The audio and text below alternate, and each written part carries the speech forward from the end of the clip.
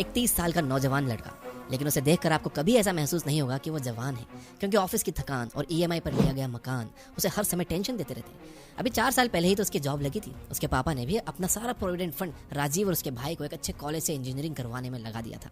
अब तो पापा के पास भी कुछ नहीं था कि वो मदद मांग सके, पर इतनी क्या जल्दी थी राजीव को घर लेने की।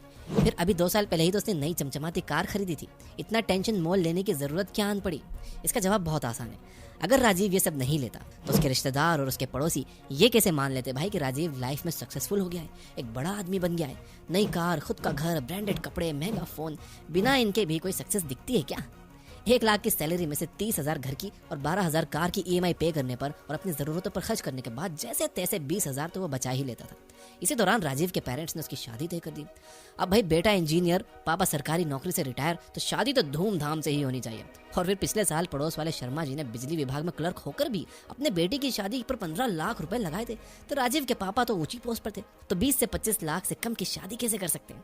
पापा की इज्जत बचाए रखने के लिए राजीव ने 10 लाख का पर्सनल लोन ले लिया। अब क्या था, ईएमआई बढ़ के 55,000 हो गई, फिर शादी हुई, खर्चे बढ़े। इन्हीं खर्चों को पूरा करते करते राजीव 50 साल का हो गया। अब उसका बेटा भी इंजीनियरिंग की पढ़ाई कर रहा था ताकि एक सिक्योर जॉब मिल जाए और ये मिडिल क्लास लेगेसी आगे बढ़ती रहे। तो ये थी राजीव की कहानी। आइए देखते हैं हितेन के घर का माहौल। हितेन पढ़ने में एक एवरेज स्टूडेंट था। उसके पापा की सराफे में सोने चांदी की दुकान थी, अच्छे खासे पैसे थे घर में, लेकिन आज भी हितेन का परिवार अपने पुराने घर में ही रहता है। उसके पापा के पास वही स्विफ्ट डिजायर है जो उन्होंने 4 साल पहले ली थी। हितेन जब भी अपने पापा से बाइक या कार के लिए पैसे मांगता तो वो कहते कि ये कार तेरी ही तो है यार, जब जरूरत पड़े ले जाया कर, और कॉलेज की बस तो आती है ना, क्या जरूरत है कार की।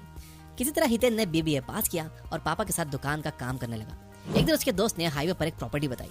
हितेन ने अपने पापा से इसके बारे में बात की। उसके पापा को ये इन्वेस्टमेंट आइडिया अच्छा लगा और इस तरह हितेन ने अपनी लाइफ की पहली प्रॉपर्टी ले ली। इस प्रॉपर्टी को रेंट करके धीरे धीरे हितेन ने और भी प्रॉपर्टीज बना ली।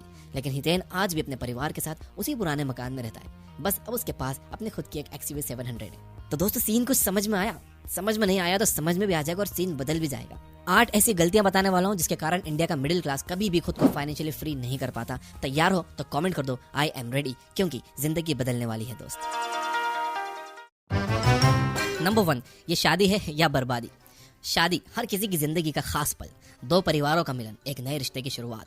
भारत के लोगों के लिए शादी केवल एक ट्रेडिशन ही नहीं बल्कि एक इमोशन है, और इसीलिए गहनों से लेकर कपड़े, खाना, गार्डन, यहाँ तक कि सूटकेस जैसी चीजों का बिजनेस भी इसी पर टिका हुआ है। शायद इसीलिए इंडियन लगेज इंडस्ट्री का सबसे बड़ा मार्केट है, जिसका CAGR यानी कि कंपाउंड एनुअल ग्रोथ रेट 18% है, जो बहुत सी और इंडस्ट्रीज से कहीं ज्यादा है, और इसकी 84% सेल्स वेडिंग सीजन में होती है। इसी से आप देश में बढ़ते द बिग फैट वेडिंग का ट्रेंड समझ सकते हो। प्री वेडिंग शूट से लेकर हनीमून तक सब कुछ एक्स्ट्रावेजेंट करने के चक्कर में लोग अपना बजट ही भूल जाते हैं और लोन ले लेकर शादियां करते हैं।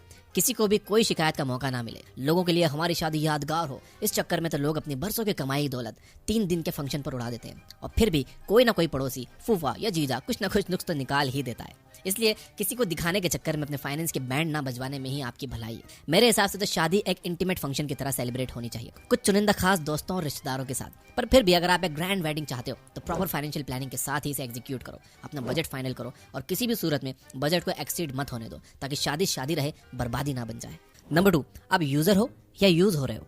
खाना मंगवाना है, रुको ज़ोमैटो है ना, ग्रोसरी चाहिए, बिग बास्केट है ना, घड़ी, वॉशिंग मशीन, कपड़े, जो चाहिए आजकल एक क्लिक पर आ जाता है। भारत दुनिया का 2nd लार्जेस्ट ई-कॉमर्स मार्केट है, जहां लगभग 800 मिलियन कंज्यूमर्स हैं और एनुअली 124 लाख करोड़ से भी ज्यादा का ट्रांजैक्शन होता है। पर हैरान कर देने वाला फैक्ट तो यह है कि इसका 60% हिस्सा किसी बड़े शहर से नहीं बल्कि 2 टायर सिटीज और स्मॉल टाउन से आता है, जहां भारत का 80% मिडिल क्लास रहता है। लोग ऑनलाइन फैसिलिटी के इतने दीवाने हो गए हैं कि 500 मीटर पर जाकर राशन की दुकान से सामान लाने के बजाय ऑनलाइन ऑर्डर करने को प्रोग्रेसिव सोच रखना समझने लगे हैं। पर भाई, ये फैसिलिटीज अमेरिका और दूसरी कंट्रीज में इसलिए चलाई गई क्योंकि वहां हमारे देश की तरह हर गली में राशन की दुकान और सब्जियों के ठेले नहीं मिलते। प्रैक्टिकली हमें इस चीज की इतनी खास जरूरत नहीं है।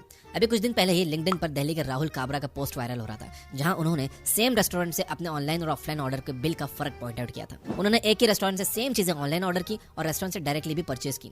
ऑनलाइन वही चीज 75 रुपए का डिस्काउंट कूपन लगाने के बाद भी 689 में मिली, जबकि ऑफलाइन GST ऐड करने के बाद भी 512 की थी। यानी आप हर ऑर्डर पर लगभग 100 से 150 रुपए एक्स्ट्रा पे कर रहे हो। बात 150 रुपए की नहीं है, बात है घर बैठे ही सब कुछ एक क्लिक पर मंगवाने वाली इस आदत ने हमें कंपल्सिव बाइंग की तरफ ढकेल दिया है, जहां हम बिना मतलब के बस चीजें खरीदे ही जा रहे हैं। एक मिडिल क्लास इंसान कभी ये समझ ही नहीं पाता कि ये कितना बड़ा साइकोलॉजिकल ट्रैप है। प्रोग्रेसिव होने के नाम से स्टार्ट हुए इस ई कॉमर्स के जाल ने उनकी जेब पर कितना बड़ा बर्डन लाद दिया है। अगर आप किसी दिन बैठकर इन एप्स पर होने वाले मंथली एक्सपेंडिचर का हिसाब लगाओगे तो आपको समझ आएगा कि आप इन एप्स के यूजर हो या आप खुद यूज हो रहे हो। Number 3, brands, the game of status. Brand दुनिया के मार्केट का एक बहुत बड़ा मायाजाल। ब्रांड यानी वो लोगो जो 1000 रुपए की जीन्स को 4000, 6000, यहाँ तक कि 10,000 का बना देता है। जितना बड़ा ब्रांड उतना बड़ा उससे पहनने वाले का रुतबा। यही कारण है कि लोग ब्रांड्स के पीछे दीवाने हैं। ये सारा मायाजाल फिल्म इंडस्ट्री का बुना हुआ, जिससे जुड़ी सेलिब्रिटीज आपको हमेशा टॉप ब्रांड्स का स्टफ यूज करते मिलेंगे। लेकिन सच तो ये है कि उनकी लाइफस्टाइल ही ऐसी है, उन्हें इसी शो ऑफ के पैसे मिलते हैं। लेकिन अगर मार्क ज़करबर्ग को ले लो, या बराक ओबामा, या स्टीव जॉब्स, या बिल गेट्स, किसी को भी कभी आपको इनके कपड़ों पर बड़ा बड़ा ब्रांड का नाम लिखा हुआ नहीं दिखेगा, जैसे कि आमतौर पर मिडिल क्लास के ब्रांडेड कपड़ों में होता है। स्टीव जॉब्स तो अपने 90% इंटरव्यूज में आपको ब्लू टर्टल नेक और जीन्स में ही दिखेंगे। ऐसा क्यों? इसका मेन रीजन है कि वो दिखावे की परवाह नहीं करते। जहाँ एक तरफ मिडिल क्लास पैसा आती है उसे दिखाने लग जाते हैं, वहीं जो सुपर रिच होते हैं उन्हें दिखावे की जरूरत नहीं है, वो इसे फिजूल खर्ची और रिसोर्सेज का वेस्टेज मानते हैं। सबसे ज्यादा हंसी तो मुझे तब आती है जब मैं ऑनलाइन शॉपिंग एप्स में जूते और कपड़ों जैसी चीजों को भी EMI पर लेने का ऑप्शन देखता हूँ। मतलब अब आपके कपड़े भी उधार के होंगे। स्टेटस सिंबल के पीछे भागते भागते हम ना जाने कैसी वर्चुअल दुनिया क्रिएट कर रहे हैं जिसमें सब एक दूसरे से ज्यादा सक्सेसफुल दिखना चाहते हैं। ऐसी दौड़ में उलझने से बेहतर है कि आप लोकल मार्केट को एक्सप्लोर करो, इंडियन ब्रांड्स बनो। कई ऐसे ब्रांड्स हैं जो आपको सस्ते में अच्छी क्वालिटी के स्टफ्स प्रोवाइड करते हैं। केवल एक टैग के कारण 3-4 हजार रुपए खर्चना मुझे तो समझ नहीं आता भाई। नंबर 4, उधार का स्टेटस। घर लेना है लोन ले लो, घर रिनोवेट करवाना है लोन ले लो, कार लेना है लोन ले लो, यहाँ तक कि आजकल तो लोग ट्रैवलिंग के लिए भी लोन ले रहे हैं। लोन तो हमारे देश में ऐसे मिलने लगा है जैसे सब्जी भाजी हो।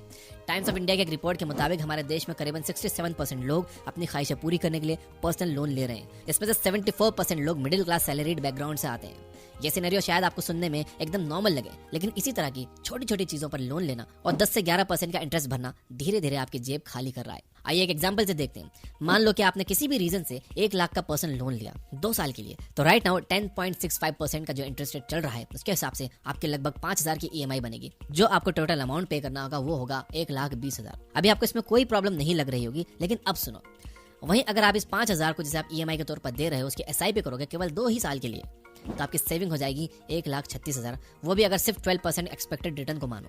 यानी जिस पैसों का आपने केवल स्टेटस दिखाने के लिए वेस्ट कर दिया, उससे आप उससे ज्यादा पैसे बना लेते हैं। इससे एक और पते की बात समझ आती है कि अगर आपका कोई सपना है, कोई बकेट लिस्ट है, तो आप 2 साल के लिए लोन लेने के बजाय 2 साल के लिए इस तरह की छोटी छोटी SIP कर सकते हो। फिर इन पैसों से आप अपना वो सपना पूरा कर लो, वो भी बिना बर्डन के। नंबर 5, पढ़ाई की लड़ाई। मेरा बेटा बड़ा होकर इंजीनियर बनेगा। हर घर के चिराग का इंडियन मिडिल क्लास में कुछ इसी तरह स्वागत होता है। अपने बच्चों को डॉक्टर इंजीनियर बनाने की दौड़ में लोग इतने पागल हैं कि जमीन जायदाद बेचकर भी अच्छे स्कूल, अच्छी कोचिंग, फिर अच्छे कॉलेज में पढ़ाने से पीछे नहीं हटते। इसमें कोई बुराई नहीं है, लेकिन डॉक्टर इंजीनियर के सपने पर लाखों खर्च करने से पहले हर पेरेंट्स को यह जरूर इंश्योर कर लेना चाहिए कि ये सपना उनके बच्चों का भी है या फिर वो अपना ही सपना उस पर थोप रहे हैं। साल 2022-23 में नीट के लिए लगभग 19 लाख बच्चे अपीयर हुए थे। वहीं IIT में 10 लाख और सिविल सर्विसेज यानी UPSC में 11,35,000, यानी कुल मिलाकर करीब 40 लाख। इनमें से केवल 10% सक्सेसफुल होते हैं। पर इसका मतलब ये नहीं है कि किसी को इन एग्जाम्स के लिए ट्राई ही नहीं करना चाहिए। पर किसी भी पाथ को चूज करने से पहले आपको अपने बच्चे का इंटरेस्ट, स्किल्स और अपना मॉनेटरी स्टेटस भी देख लेना चाहिए। अगर आप डॉक्टर, इंजीनियर या IAS IPS ऑफिसर इसलिए बनना चाहते हो क्योंकि आपको सच में वो पोस्ट, वो फील्ड पसंद है, तो ठीक है। लेकिन अगर आप उसे प्रोफेशनल एंगल यानी पैसे कमाने के जरिए से देखते हो, तो और भी कई रास्ते हैं भाई पैसे कमाने के, जहां आप इनसे ज्यादा पैसे कमा सकते हो। यूपी में 10वीं और 12वीं पास लोगों के लिए क्लर्क लेवल की जॉब निकली थी, पर उसमें लगभग 3,700 PhD होल्डर्स ने फॉर्म भरा। यानी आप सोच सकते हो कि हमारे फॉर्मल एजुकेशन की वैल्यू क्या है। आपकी स्किल्स और कामयाबी एक कागज की डिग्री की मोहताज नहीं। अगर आप कुछ सीखना चाहते हो तो बिना कॉलेज से हाई फाई डिग्री लिए खुद से बुक रीडिंग से भी सीख सकते हो, पॉडकास्ट से सीख सकते हो, लोगों से सीख सकते हो, कोर्सेज से सीख सकते हो। इसे कहते हैं सेल्फ एजुकेशन। और इसमें आपकी मदद करेगा ये बुक ऐप, जहां पर आप हजारों बुक समरीज को पढ़कर उनके वैल्यूएबल लेसन सीख सकते हो, वो भी अपनी लैंग्वेज हिंदी में। द मिंट में छपे एक आर्टिकल के अकॉर्डिंग एक एवरेज फैमिली अपने बच्चे के एजुकेशन पर लगभग 15 से 50 लाख रुपए खर्च करती है, जो कि उसकी लाइफ में सबसे बड़े खर्चों में से एक होता है। थोड़े और अच्छी सैलरी वालों को देखें तो ये खर्चा 1 करोड़ तक भी जाता है। लेकिन सवाल ये उठता है कि क्या ये खर्चा उतनी वैल्यू और स्किल प्रोवाइड करता है? शायद नहीं। इसलिए सभी स्टूडेंट्स और पेरेंट्स से मेरी यही रिक्वेस्ट है कि शर्मा जी के बेटे को देखकर अपने बेटे का फ्यूचर मत डिसाइड करो। आप वो करो जो सच में उसके लिए अच्छा है। नंबर 6, कार या बेकार। मकान, शादी और एजुकेशन के बाद सबसे बड़ी लाइबिलिटी जिसकी बेड़ियों में मिडिल क्लास खुद को बिना वजह जकड़ लेता है, वो है कार। लास्ट ईयर गाड़ियों की सेल में 8.2% का इजाफा हुआ और रिकॉर्ड 4 मिलियन यानी कि 40 लाख गाड़ियां बिकी। बढ़ते पेट्रोल के दाम और बढ़ती कार सेल इस बात की ओर साफ इशारा करती है कि कैसे मिडिल क्लास बिना कैलकुलेशन के फाइनेंशियल डिसीजन ले लेते हैं और खुद को गरीबी की ओर धकेलते रहते हैं। मैं आपको ये नहीं बताने वाला कि कैसे कार आपको कैब रेंट करने से महंगी पड़ सकती है, क्योंकि वो कैलकुलेशन तो आपको बड़ी आसानी से इंटरनेट पर मिल जाएगा। लेकिन हम डिस्कस करेंगे कि कब कार लेने में समझदारी है और कब नहीं। सबसे पहला पॉइंट कि आपका डेली एवरेज ट्रैवल कितना है। अगर वो 30 किलोमीटर से कम है तो डेफिनेटली आपके लिए कैब ही बेस्ट रहेगी और काफ़ी सस्ती भी पड़ेगी। वहीं अगर आपकी एवरेज ट्रैवल इससे ज़्यादा है तो आपका कार लेना तो बनता है, लेकिन कौन सी? वही जिसे आप अफोर्ड कर सको। आप कार को केवल उसके एक्चुअल ऑन रोड प्राइस को देखकर मत लो, उसका एनुअल मेंटेनेंस कॉस्ट, इंश्योरेंस, ये सब कंसीडर करो। साथ ही ये भी इंश्योर करो कि आपके पास पार्किंग स्पेस कितनी है। अगर आपको और बजट फ्रेंडली होना है तो यूज्ड कार के ऑप्शंस भी चेक कर सकते हो। फाइनली, चाहे आप कार कैश में लो या फाइनेंस करवाओ, अगर आप कंफर्टेबली ईएमआई के बर्डन को झेल सकते हो तो कार लेना बढ़िया आइडिया है। लेकिन अगर आप खुद को किसी फाइनेंशियल बर्डन में डालकर कार ले रहे हो तो डेफिनेटली ये कार बेकार है। नंबर 7, 21 दिन में पैसा double. Middle class YouTube videos में शायद सबसे ज्यादा इस्तेमाल होने वाले शब्दों में से है। मिडिल क्लास दुनिया के 80% प्रोडक्ट या सर्विसेज बेचने वाले बिजनेसेस का 80% कंज्यूमर है। चाहे टूथपेस्ट हो या कार या घर बैठे पैसा कमाने वालों की स्कीम्स, सभी लोग इन्हीं पर टारगेट करते हैं। क्यों? क्योंकि हम इंस्टेंट ग्रेटिफिकेशन में विश्वास करते हैं। हमें हर चीज़ बस जल्दी से जल्दी चाहिए। इंडिया में यूट्यूब पर सबसे ट्रेंडिंग वीडियोस होते हैं एक दिन में 1 लाख कैसे कमाएं, घर बैठे 50,000 कमाने का तरीका। इंटरनेट ऐसी स्कीम्स और तरीकों से भरा पड़ा है और यंगस्टर जिन्हें फटाफट बस अपने दोस्तों के जैसा आईफोन चाहिए, ब्रांडेड कपड़े और महंगी गाड़ियां चाहिए, वो इन स्कीम्स के झांसे में फंस जाते हैं। आरबीआई के अकॉर्डिंग साल 2023 में लगभग 3,500 करोड़ के फाइनेंशियल स्कैम्स रिकॉर्ड हुए, जिनमें investment scam, part time job scam, QR code scam जैसी कई चीजें शामिल हैं। क्यों कोई भी हमें इतनी आसानी से बेवकूफ़ बना जाता है और हम हंसते हंसते उसे अपनी मेहनत की कमाई थमा देते हैं। जितनी मेहनत हम इन कंप्लेंट्स को रजिस्टर करने और ऐसे फ्रॉड्स को सजा दिलाने में करते हैं, उससे आधी मेहनत लगती है चीज़ों को समझकर इन्वेस्ट करने में। जब भी कोई आपको पैसा कमाने का आसान तरीका बताए तो आप अलर्ट हो जाओ, इसे रेड फ्लैग समझकर अपने सेंसेस का इस्तेमाल करो। बिना सोचे समझे कहीं कोई ट्रांजेक्शन मत करो, ना बैटिंग एप्स में, ना इंट्राडे ट्रेडिंग में, ना MLM स्कीम्स में और ना ही किसी जॉब दिलवाने वाली स्कीम में, क्योंकि हर चीज़ जो कम समय में ज़्यादा पैसे दिलाने का वादा करती है वो एक तरह से जुआ ही है।